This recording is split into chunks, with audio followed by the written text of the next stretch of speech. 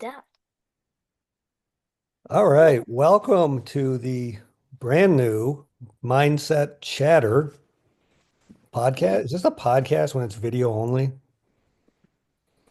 Video? Yeah, no. Yeah, I think as long as there's like audio, All it's a right, podcast. well, people may wish there was not audio. Anyway, we're trying something new here at Deny Goalkeeping Mindset Gaia. We're just going to chat about mindset topics. And my first esteemed guest would be MC Maloney from the Roberts Wesleyan Women's Field Hockey Team. Welcome, MC. Hello. So excited to have you on. I have enjoyed our conversations over the past season and perfect episode one guest. Gosh, I'm honored. I wasn't expecting an introduction. Yeah, I don't want to, I don't nothing too great. So Not too shabby. I like yeah, it. I could have brought up some accolades and stuff, but we'll Oh stay humble, no. Stay humble, yeah. stay hungry.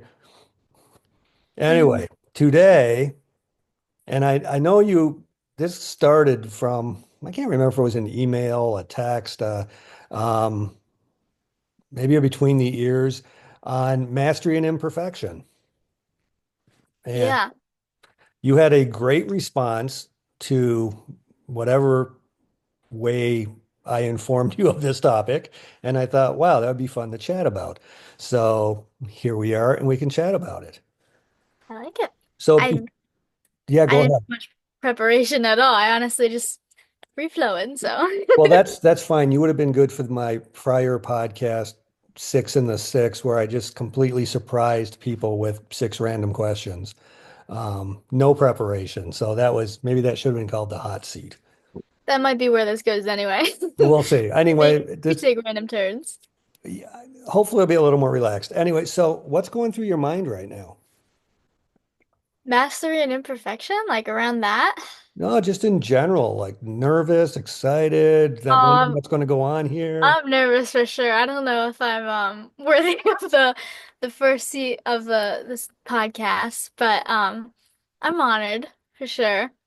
And honestly, I don't know. Just talking, having our usual thing is like I don't know, it's kind of like we're just back during the season, how it was before. I'm calming down. I'm like I was up here and now I'm coming right back down. So, yeah, I'm relaxing a little bit. I feel like we talked about this topic before too. Like, I don't know, mastery and imperfection. I know we've talked about like the pro athletes and stuff. Like last time we were talking in the Roost, we talked a lot about I think I was talking about like pro soccer and like the women's league that just started up. And I found out you're like an expert on everything, a lot of women's sports. I don't know about expert. You know more than me for sure. But yeah, I loved learning that stuff from you too. At least you gave me a pretty good background on all those pro athletes that started the professional women's league and the women's hockey league that just started up. So that's kind of where mine goes um with that stuff. But I don't know. I feel like imperfection has always been a big thing for me too.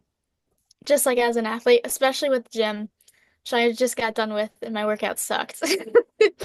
So that's on my mind too.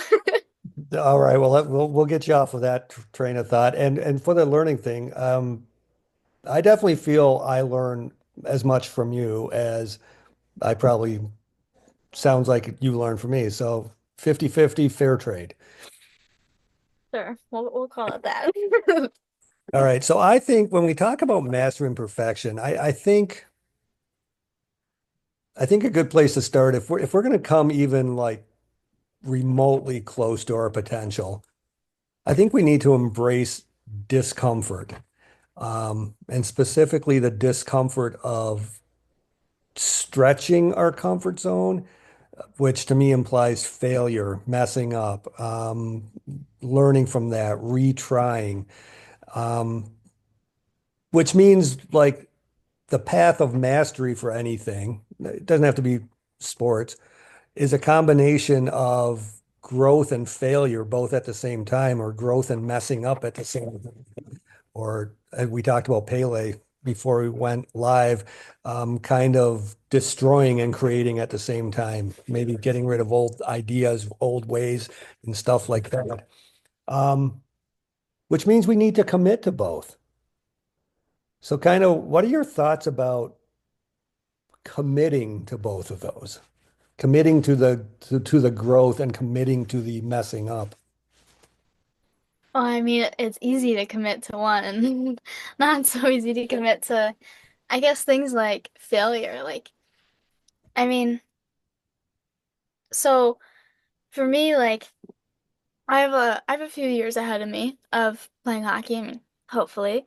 But like looking forward like into the season, I think about my next game, my next practice and everything, and it's almost like you have to look forward like, oh, I'm gonna get this. Like I'm gonna do great and having like these kind of positive thoughts because everyone's like, oh, you don't want to beat down yourself and be like, oh, I'm never gonna get this skill or whatever. Like that's not gonna get you to any type of great growth, but it's almost like you have to have that attitude, but also know that you're like that's the accepting the failure and things like that that I don't know, I definitely struggle with because I don't want to look forward and it's hard to look forward and say, oh, I'm gonna win every single game from now on.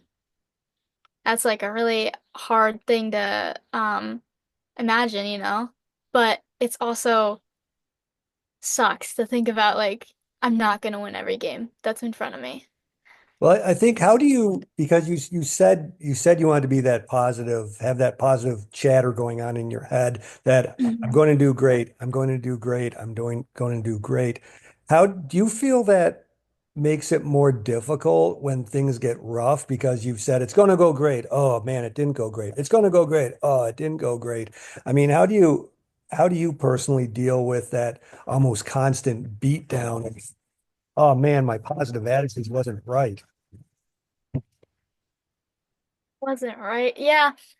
No, I think when it gets harder, I've definitely learned that I need it more. When it gets harder, I just like the consistency of that is what gets me through a lot of times. Because also, like, I don't know, in our game, especially field hockey, being a field player, um, I get like a game over and over again. I love every opportunity I get to like go for a pass to get the ball in a game. It's gonna be multiple times, or it's like it's a whole game of mistakes, honestly. It's you're never gonna have a perfect game. And I was thinking about this before actually. Um, I'm sure you see this a lot with like goalkeepers and stuff where they don't have that many opportunities, yeah. Um, to kind of like reprove themselves wrong or like fix a mistake after that. So like they have the longer time in between each opportunity that they have to keep telling themselves, I'll get it next time. Whereas like I can get over it quick and then chase the ball back down. So I don't know. I think I have a lot of respect for goalies and like people who play sports like baseball or something like that when they don't know when their next opportunity is gonna be. And so I think those people, especially their mindset and things like that, have to be kind of locked in. They have to be a little more secure to get through those longer periods. I think that's true in your case on the field as well, because I'm not sure what the percentages are, but certainly you mentioned it's a game of mistakes. So I feel like the majority of the time we're probably trying to figure out how to navigate through those emotions, those thoughts, those mistakes. At the same time, you're definitely out of possession of the ball a lot more than you're in possession. So even though you're actually moving around, running, whatever, your brain still has a lot of I don't want to call it downtime, but a lot of not active on ball time to think about what had just happened or what might happen next. That's fair. Oh yeah. I mean, as a defender too, but I feel like maybe it's as my feet are moving, it kind of helps my mind move a little bit more too. Like, feel like I'm doing more. So that's why, like, if I'm not moving around as much or like those kind of positions, I think I would at least struggle. But like I said, for me, like, I don't know, mastery doesn't come very quickly. It's like over time, it's like you need repetitions and you need practice to actually get to like a mastery point. And even at that, there's gonna be like imperfection. Like I don't see mastery and perfection as equal, you know? I agree. And what I there's it's 10,000 hours, something I've heard that like it takes 10,000 hours to master something. And I know that number's been disputed and thrown about, but I think to your point, it's a long process, full of peaks, valleys, probably very lengthy plateaus or slight inclines, if you will, as you struggle and practice and are like, man, it's just worth it. Should I keep doing this? And then all of a sudden, boom, you get a growth period.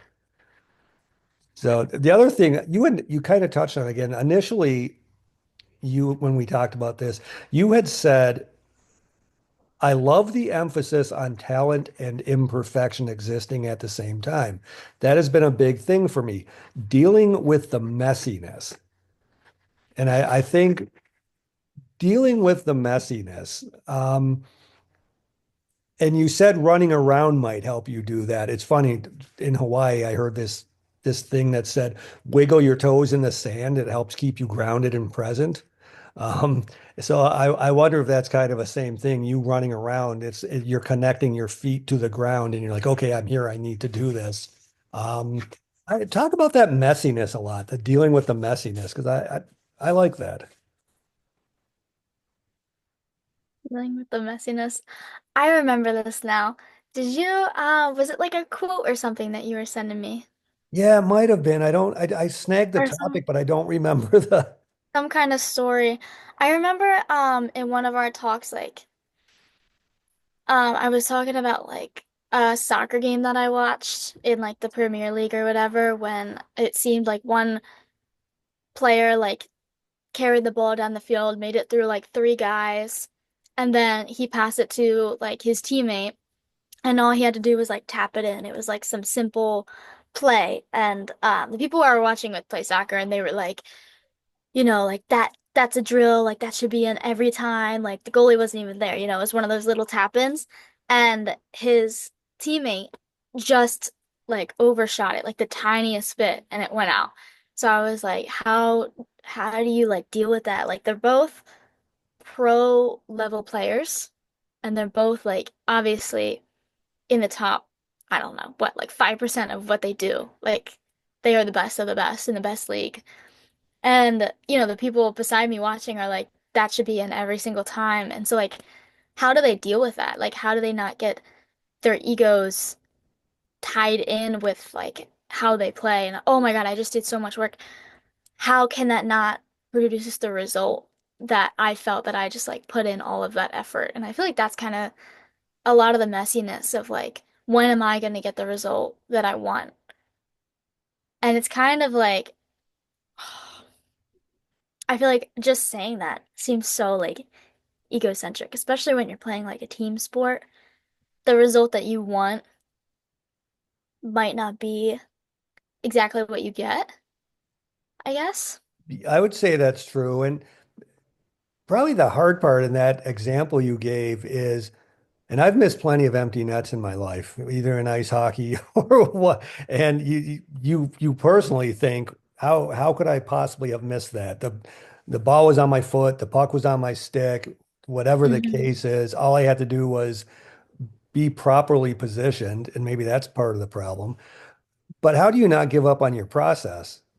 Right? What you've been working for to have that opportunity exist to begin with, and then just that final piece. So I think from a kind of a mindset perspective, you touched on it's like how do you just reset yourself and go back and do the same thing again, especially if there's multiple occurrences in a row.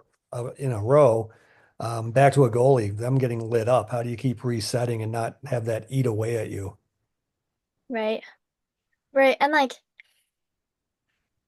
I feel like there's a lot of things that like people can kind of use, like tell themselves, like, obviously we're human.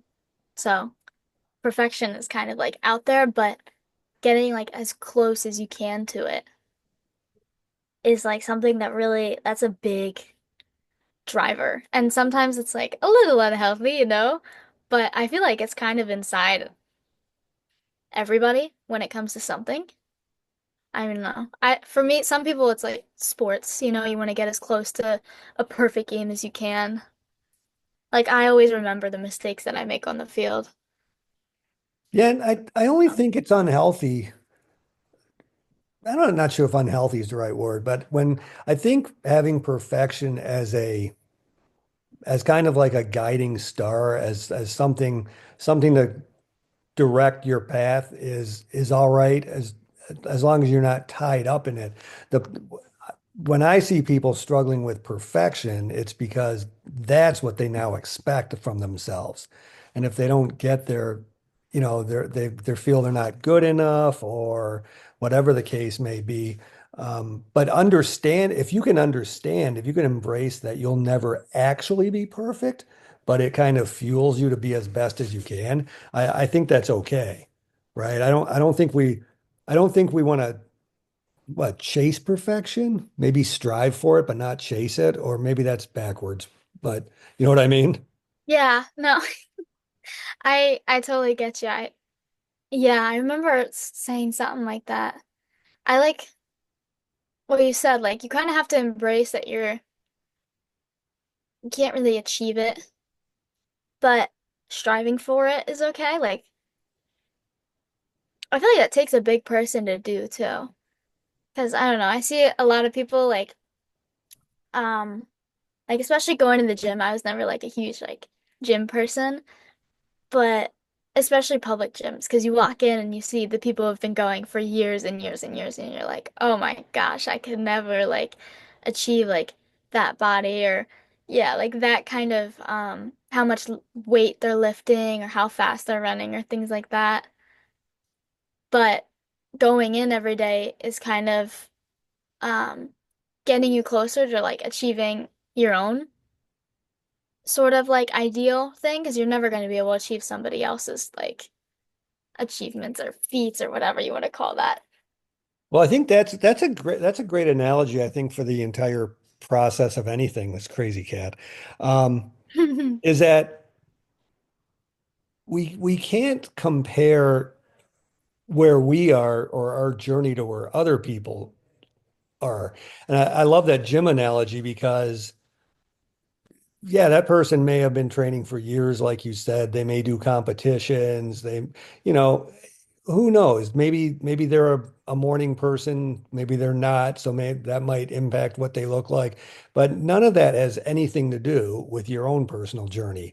And, as long as you're going in and bettering yourself, or at least trying to better yourself, that's the only thing to compare yourself to. And I think you can apply that gym analogy to anything, whether you're working on your own anger management or how to deal with people cutting you off in traffic, right? Or your field hockey skill progression, or how you're doing in your classwork or whatever. I mean, you're you and everyone else is them, and we like to compare a lot. Yeah, that was a big part of my problem. Well, comparison for one, but then also I would like kind of hyperfixate on like the imperfections of like it's not the right time of day. Oh, I ate 15 minutes ago. I ate 20 minutes ago. I can't go to the gym right now because I'm only gonna have an hour and I don't know if that's how long I'll need and things like that. Even recently I had to do I had to like test how I had to like do my mile time, right? And this is a funny story. I told coach I was like, yeah, I was pretty much procrastinating it all day. So I was like, oh, if I do it too early in the morning, my stomach's not gonna feel good. I don't know when to time my eating. And then it got to some point in the day when I was like, it's gonna rain in 10 minutes. I'm gonna go out and do this. So I literally I ran and it didn't rain on me, but I think it kind of motivated me because I was like, well, I gotta do it right now, and if I don't feel good about it, I'm just gonna be running in the rain. I don't know. I can say that it started raining on me. I wasn't expecting that, and maybe I'll run faster and run home, run back to my dorm. But yeah, it kind of like took that point of being like, all right, you know what? It's not going to be a perfect run. It's not. I did just eat. I do have stuff to do afterwards, but it has to get done. And then afterwards, I felt like so much better. Like that one thing like clouded my head the entire day of when I was gonna do it, when I was gonna get it over with. And I feel like I not only felt better because it was done with, but also I performed better than I expected. And it was just like physical activity. So I had those kind of like, what is it, endorphins going on. So that happens to me a lot with the gym, and especially now being home. I got stuck in that like all last summer of going to work out. I just never loved like public gyms and things like that. But hitting the gym with like my teammates at college has definitely helped a lot.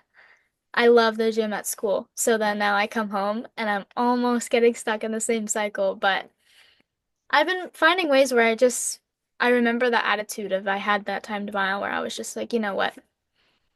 It has to get done. And then I come out feeling even better and I'm like, ah, I should do this tomorrow. Well, and then you procrastinate tomorrow, probably, right? A little bit, but But it gets shorter a procrastinations. shorter. So you made me think when you were talking about that, about like kind of how we self-sabotage ourselves.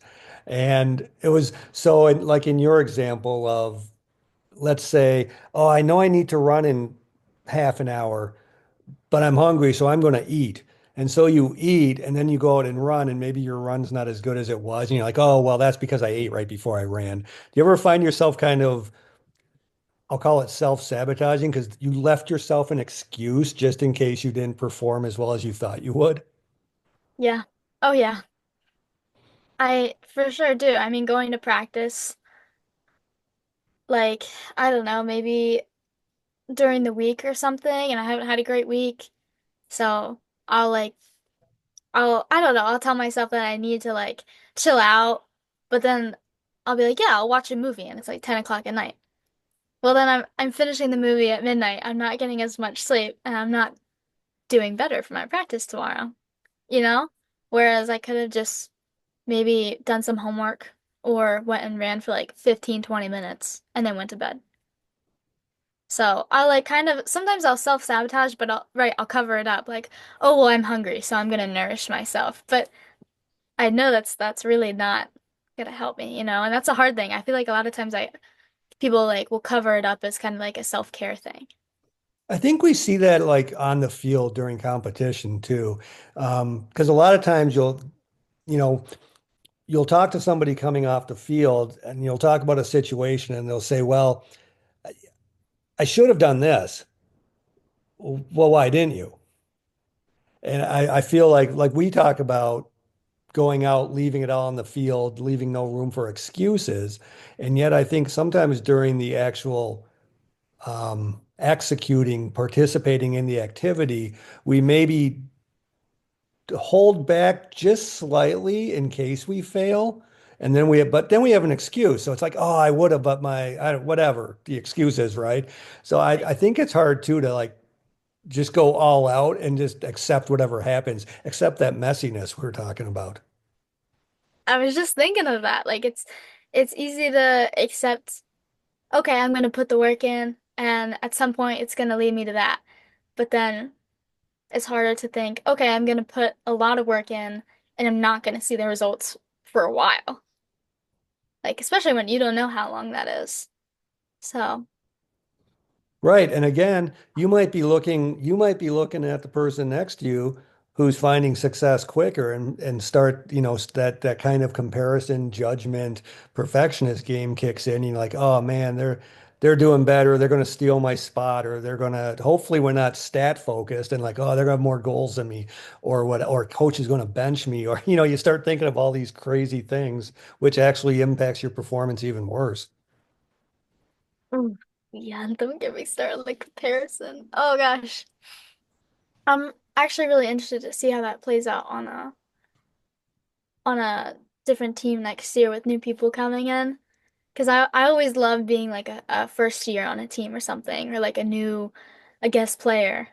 or like starting on a new thing because like it sort of is the little excuse that you have and you feel like you're doing better than you really are, but you're really just playing at your ability. You know, oh, I'm doing this and I'm a new player. What? No, no, no, no. Like you're just part of a team and you're doing this and that's great. Like that's your norm. Like that's what you're doing. Well, and there's your escape clause, right? I'm a new player. Oh, this would have been better, but I'm a new player. Oh, I didn't know that's how things are done yet. Or instead of just jumping full in and saying, well, here we go. Yeah, I used to have that actually. I think a lot as a defender. I've played defense for a lot, for a while, a lot of my years. And for that, I feel like my stick skills and my offensive, like I never thought of myself as an offender. Like, I'll get the ball and I'll get it to somebody else to take up. I've never really thought about myself taking it up the field and scoring a goal or something, like regularly. And then this past season, the type of defense that like my coach had me playing was different from anything I've ever played before. It wasn't, she's like, I don't want you to stay back there. You go up, you have somebody replace you. Like, if you're on a roll, you're on a roll. Like, do what you feel that you should do. And in like the first scrimmage with this team was completely different because all of a sudden I wasn't like in my box, you know? It wasn't like, oh, what are you doing past the 50-yard line? No, no, no, no. Like my whole team was like, dude, you're doing great. Like, keep doing what you're doing. Let us know what you need to keep going. And that was something really new for me. And I'm not gonna say my other teams were like holding me back or anything like that. It was just a new experience and like a new it's like someone like opened like have you ever seen cows when they're like in one field and then they like open the gate to another one, they all flood over there? It was like, Right? oh my gosh, there's like a new field open. How long? I think what you're talking about is kind of that, hey, if you feel it's the right thing to do, do it. It's kind of that there's some autonomy in your Mhm. performance, and there's some you're not being told this is the way, this isn't the way. It's like if you think it's the right thing to do. So, autonomy is one of the things that kind of keeps us excited about doing what we're doing. But how long did it take you to kind of be like, oh, wow, I actually can do this? And were you looking around going, oh, who's giving me stink eye? And or how long did it take you to be comfortable Oh, doing that? yeah.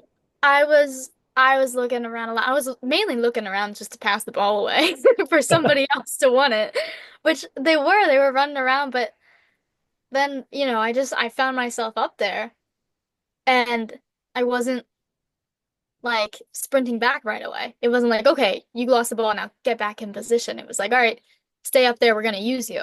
And then yeah, I think I might have talked to my coach like I think we played six little mini games, and I think it was like the fifth game, where she was like, "You can do that. You can take the ball up." And I was like, "Oh, that's weird." You're And still then like, we I had can? Really?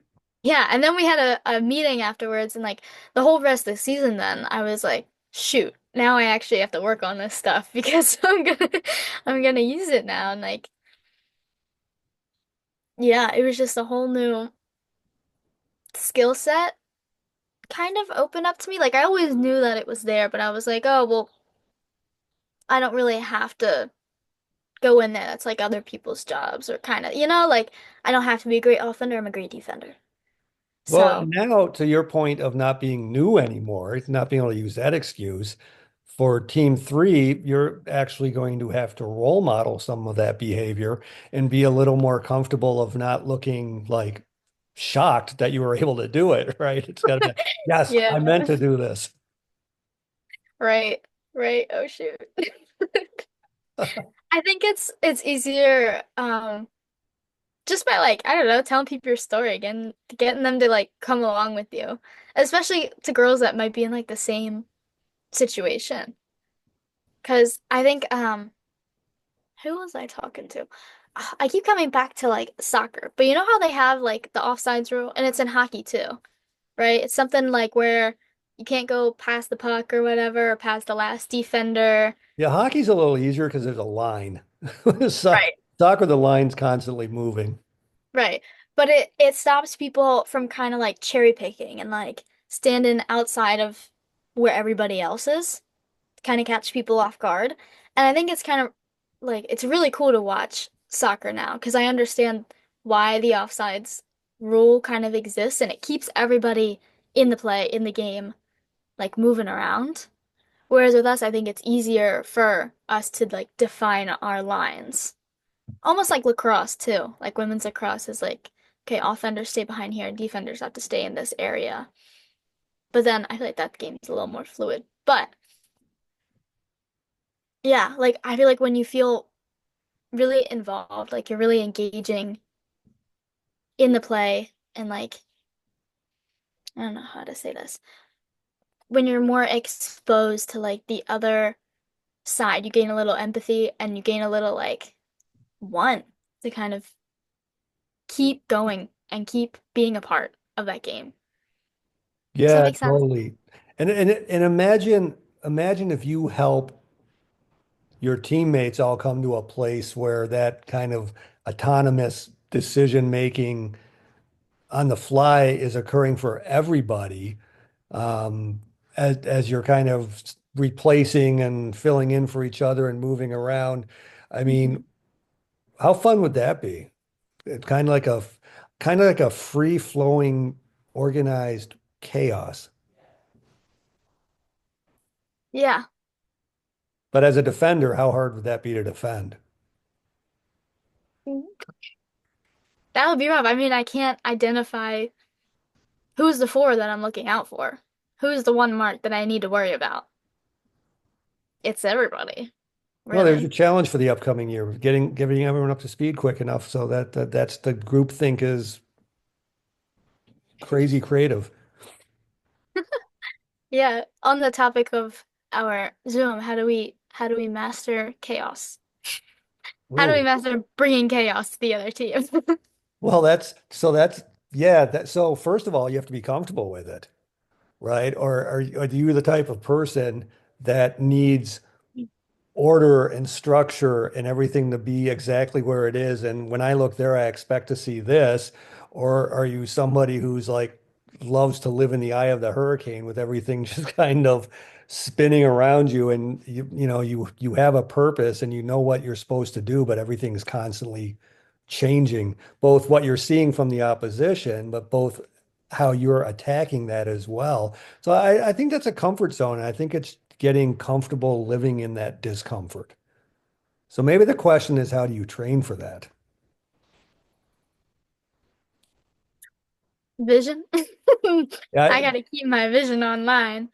well, vision and game IQ, right? How much does everybody, how much do they know about the game? Are they constantly studying it? Are they, you know, are they thinking outside of the box on how to implement their position and how they interrelate with their teammates?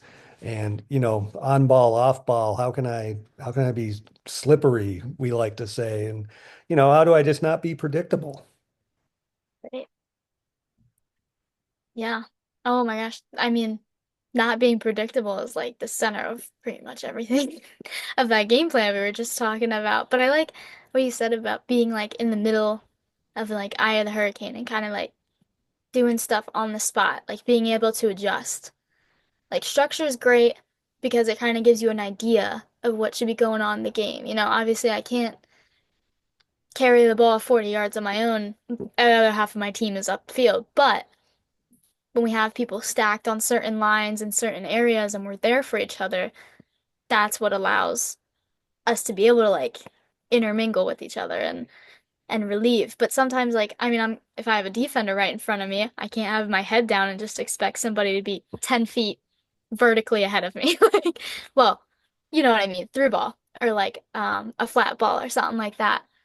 But I feel like that's what makes a good player is they don't just expect their teammates to be good at their position, but also positioning, like to be exactly where they're supposed to be, but also a player who can handle the ball, look up, not see someone, and then handle changing their perspective and trying to like work with our teammates and not work with what we think they're supposed to be doing.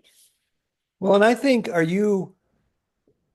when you're playing, are you aware enough to recognize when your teammate has to alter course? And are you intelligent enough about the gameplay and of the current situation to adjust where you are to support that kind of, we called it chaotic, that unexpected change in plan kind of thing, right? It's like, oh my gosh, she went right instead of left in that case. Do I stay where I am and say she shouldn't have done that? Or do I say, okay, I need to be here now? Are we aware enough and have we have we practiced that vision and that adjustment enough that we can react and still be effective and supportive? Right. I I feel like that can kind of translate to anything. That has been a big thing that I've like run into. Kind of just, well, I don't want to say I'm fully mature, but maturing as I get on the couch and grow up or whatever. But yeah, like kind of having that empathy for other people, like seeing that they had to go through something, that they had to change something, and instead of being disappointed or being upset that maybe someone wasn't there for you when you needed them to be in a certain position for you, then like having the perspective, the awareness, I guess, to look at the other person, look at what they went through or like what's happened to them and then understand like what the true problem is. Like working together, I I, guess. I And like that. I like that too because it's a realization that, back to the comparison thing, they may not be where you wanted them to be, and I'm just talking growth in this situation, not nothing on field. They may not be where we want them to be or think they should be, but can we recognize that they're better than they were and that they're working on it, and and have that relationship based on effort and intent as opposed to, way back to result. That yeah, soccer player who the ball was on the foot and missed the empty net. If I'm the passer, can I realize the work that went in to be in that spot? And okay, well, everything was right except that last microsecond. right, right.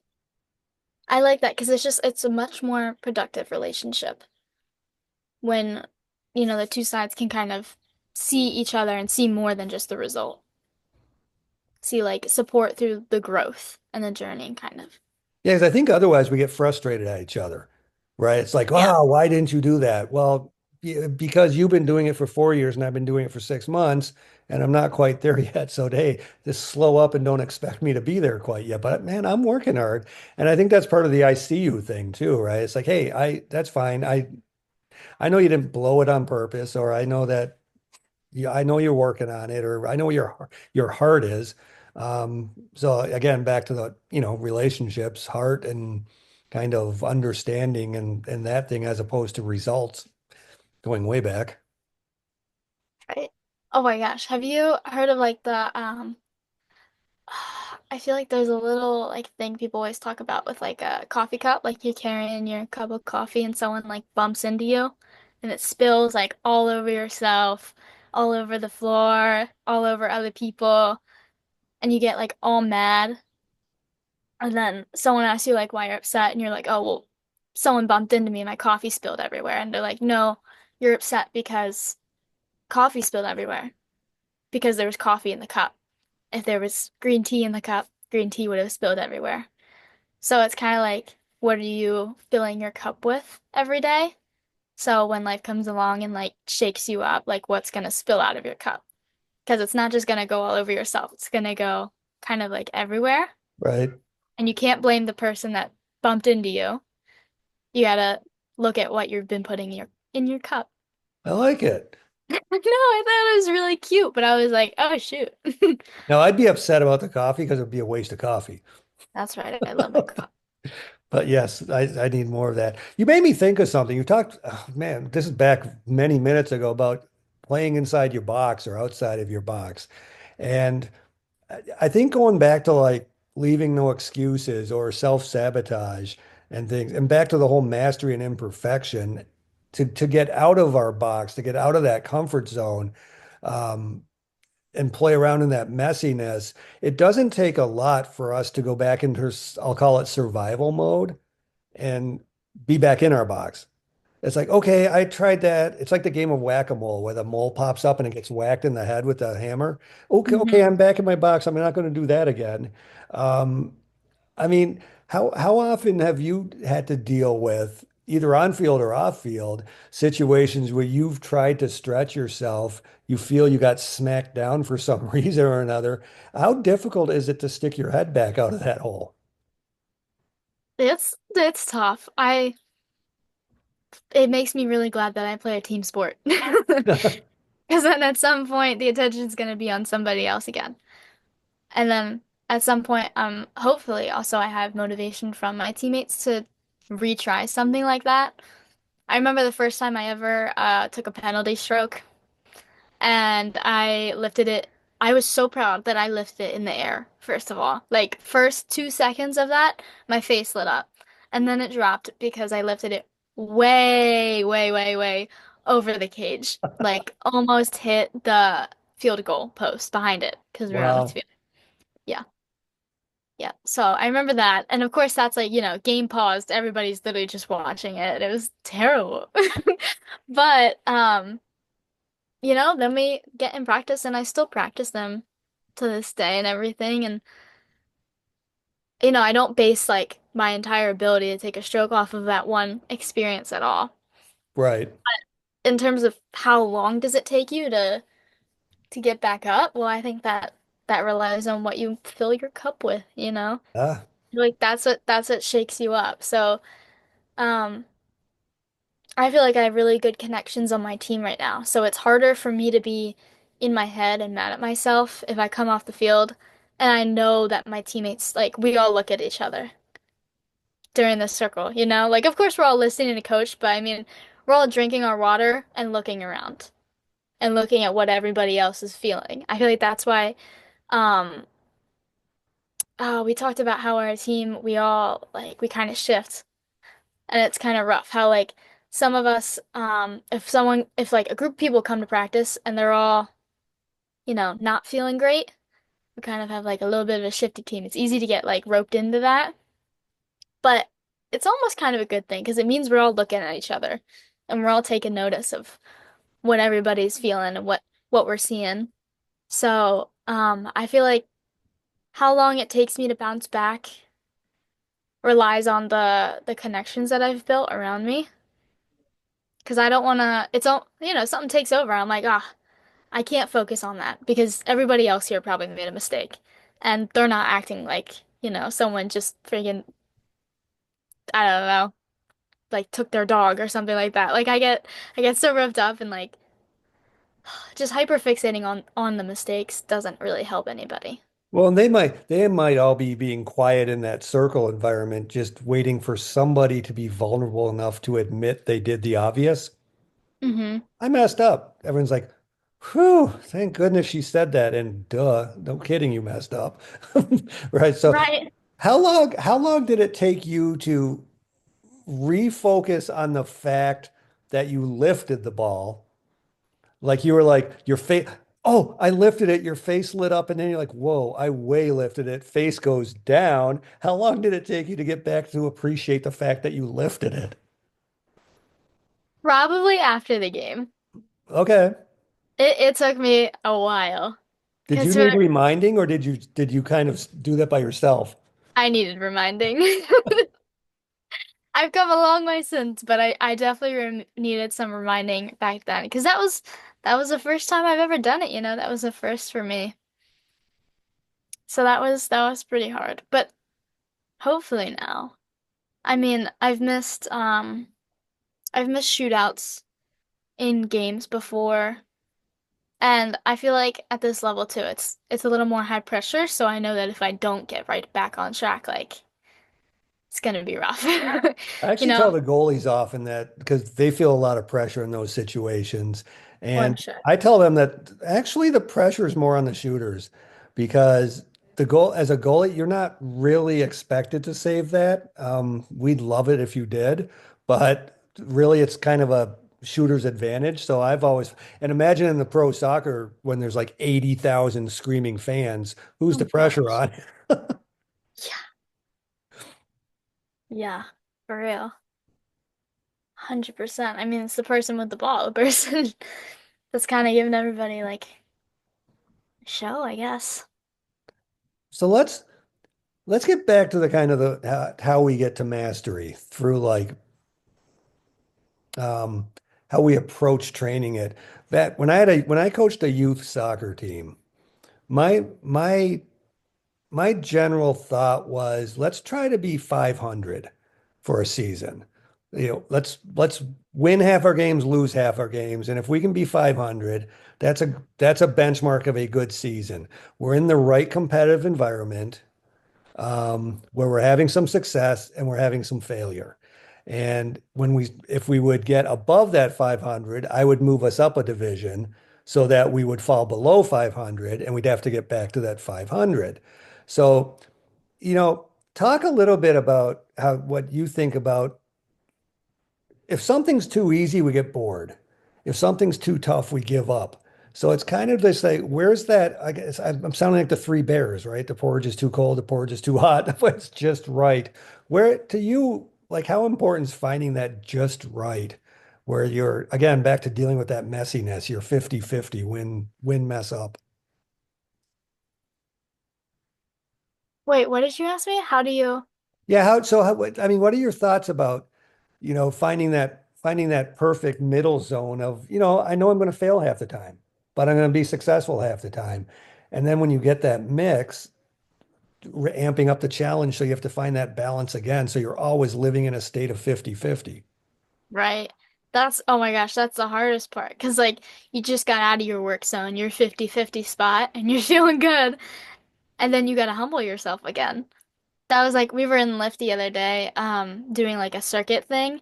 And I remember the first week that we had done that circuit, there's these stupid landmine presses. It's like you hold the bar and you go up.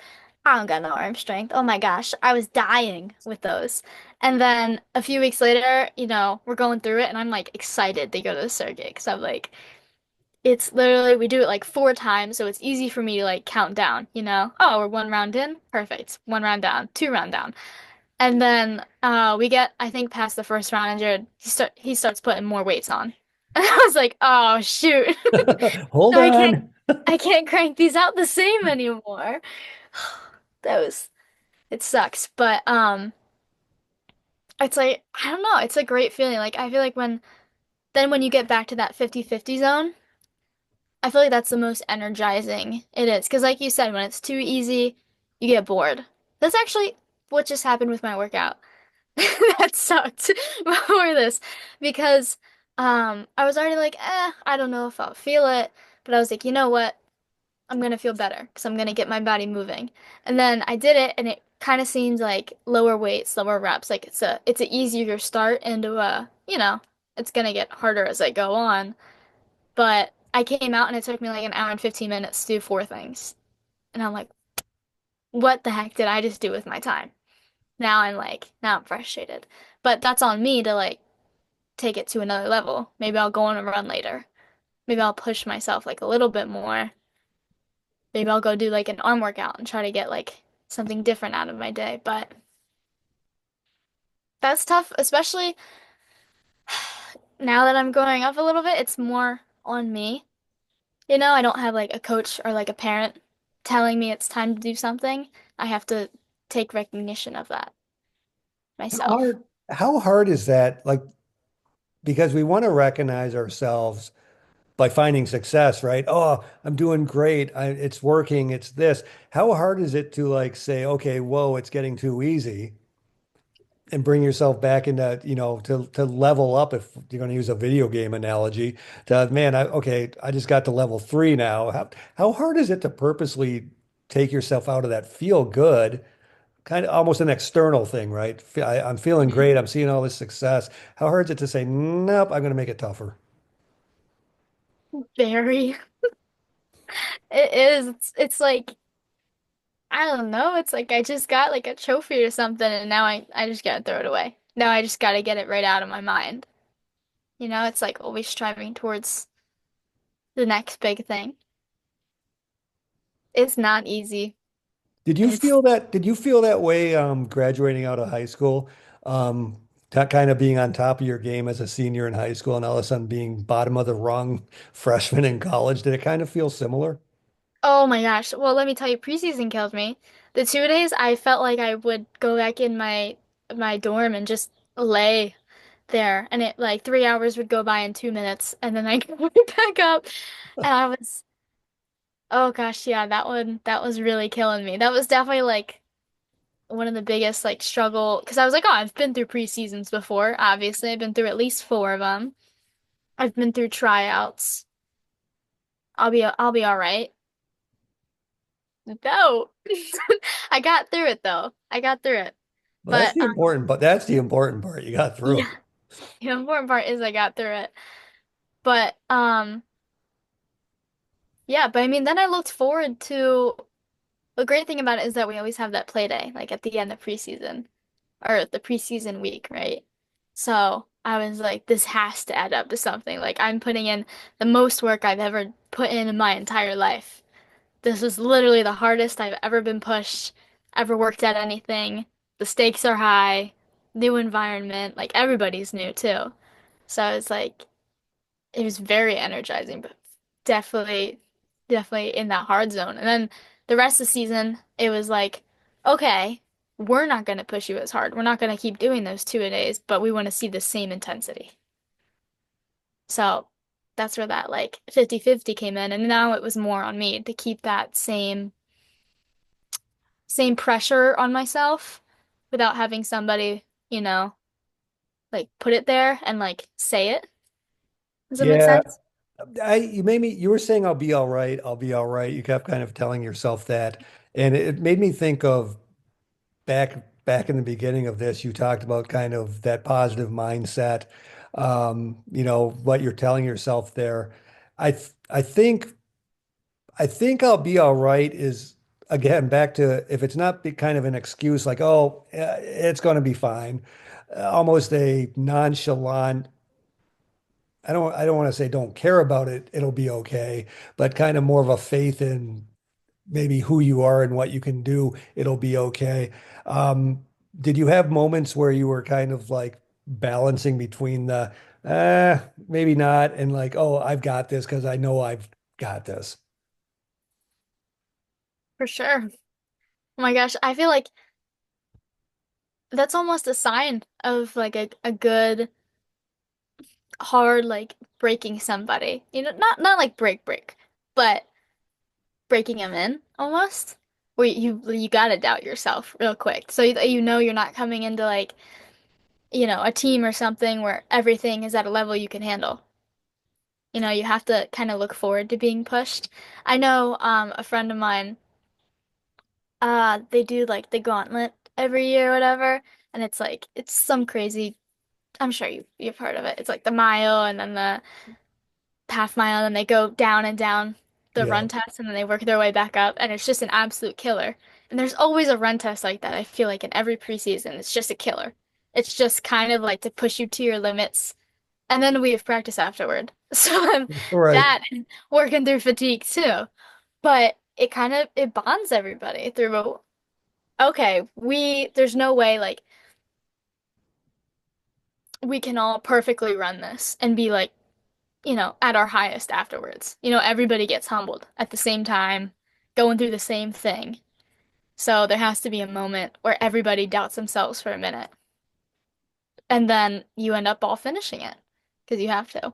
But you all end up finishing it. It's like, okay, we're all right. We got through that. Or at least I'm all right. I got through that. And then you look at the people around you and they all went through the exact same thing. So then I feel like that's really a great part of playing a team sport. You Yeah, get and those same experiences.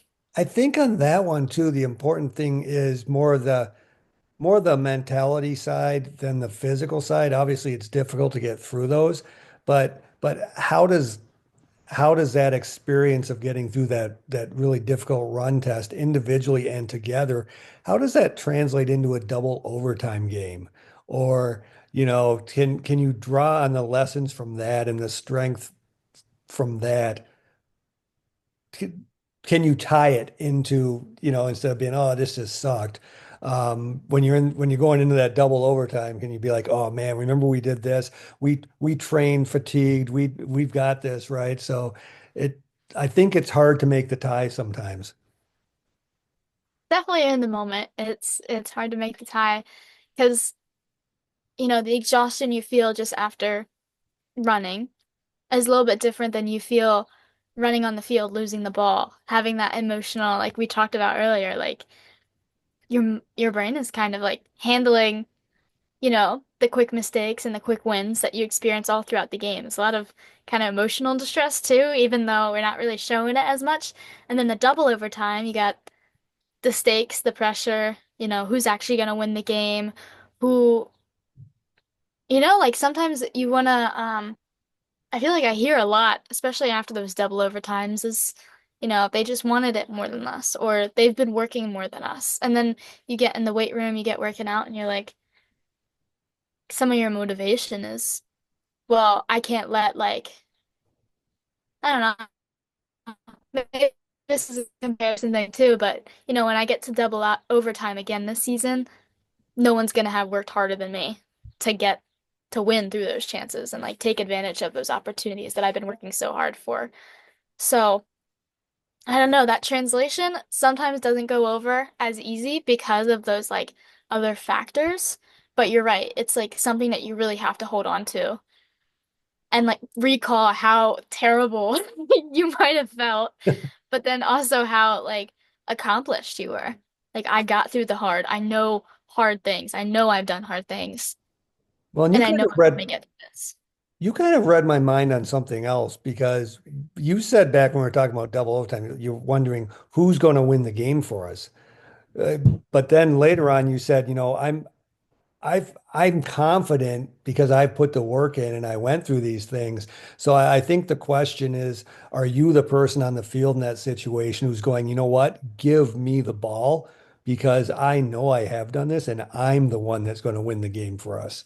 And I think if we can cultivate that mindset out of that and say, you know what, you guys can all be doubters and wondering who's going to win that game. Give me the ball. You can tell when like someone has that surge, especially in an overtime, because there's less people on the field, there's less people to look at, and the ball, people are passing more because they don't want to run it up, and then all of a sudden someone like gets a turnover. They make a good play and it's like they're down the field in like 30 seconds, like not 30 seconds, like 5 seconds. They're running like 50 yards in 5 seconds, I swear. And then everybody else is running after them, jogging them, be like, oh, just end it. Something like that, right? Just end it. That's funny. I want to be respectful of your time. I know we're around the hour, if not over. How you feeling now? What's on your mind now? I'm hoping that, you know, whatever I gave you somehow relates to mastery and imperfection. I think on episode one we kind of wandered around a bit, but I think we kind of stayed on track. Kind of, sorta. Okay, if you were to leave us with one thing Oh, that you wanted to say that you didn't get a chance to regarding mastery and imperfection, dealing with the messiness, as you called it, what would it hmm. be? I'd say like imperfection and messiness are like crucial parts of mastery.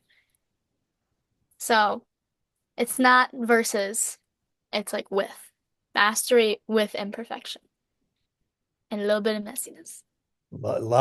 Probably a lot of messiness. Probably a lot of messiness. Yeah. I love it. Well, MC, thank you. I appreciate you for being Of guest course. one and always chatting. Yes, thank you for thinking of me with this and oh my gosh. It really is an honor. I love our talks a lot. And oh my gosh, you've told me about some of your other guests, so that'll be so exciting to listen to and see what everybody else has to say. I know. So you're the standard and what comes will come. So um, I appreciate your wisdom and your conversation, and we'll see you soon. Yo. All right. Peace out, Nosy.